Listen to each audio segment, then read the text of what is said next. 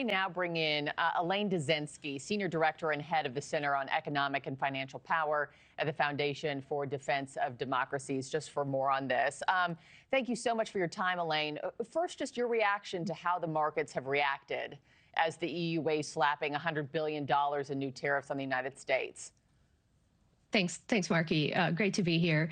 So I think the volatility is probably expected to some extent. We're living in a fairly tumultuous geopolitical moment, which is really heightened this week by the Davos conversation and this confluence of business leaders and world leaders talking about commercial diplomacy.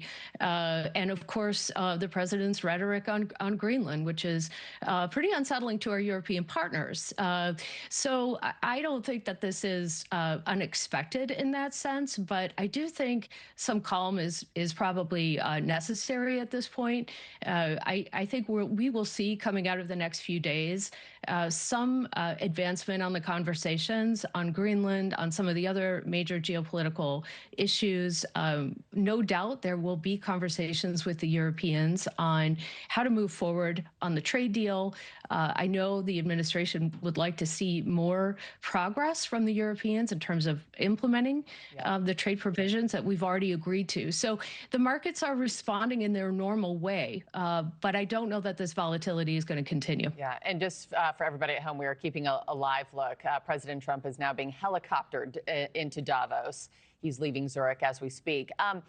Elaine, just to keep on piggybacking off of that point, I did find yesterday interesting because you take a look back to last year, right? And markets ultimately shrugged off fears of a trade war after Trump's Liberation Day.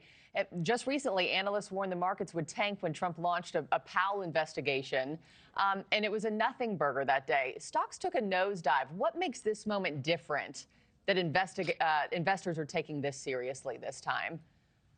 Well, I think it remains to be seen whether it is a different moment. The playbook has been fairly consistent from this administration. Donald Trump raises the temperature on issues that matter to the administration. Scott Bessent, Marco Rubio, and others discuss the deeper policy considerations, which is exactly what's happening here in Davos. And ultimately, the markets respond to that, and typically the volatility, is mitigated. So I'm not so sure that we're in a different moment in that sense. What makes it different, perhaps, is the focus on Davos, where everyone in the business community, the leaders in the business community, and 130 global leaders are together in one place. So it's putting pressure on these conversations. But I actually think that's also by design. Yeah. And just last question for you. With Trump levying these new tariffs on 8 European countries and the potential of them hitting us with $100 billion in sanctions, what's that about to mean for the everyday consumer here at home? Yeah, that's a really good question. And I know affordability is something the president is going to be speaking about, whether that's housing or the everyday affordability issues that Americans have been dealing with.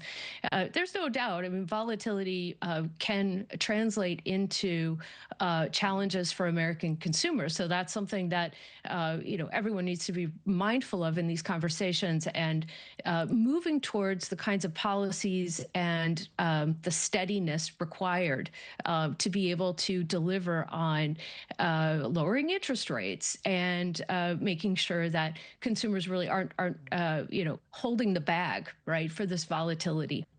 Elaine Dezenski, I got to end it there, but thanks so much for your time and insights this morning. Thank you. Thank you for watching. Subscribe below and download our NewsNation app right now on your phone, and you will get fact-based, unbiased news for all Americans.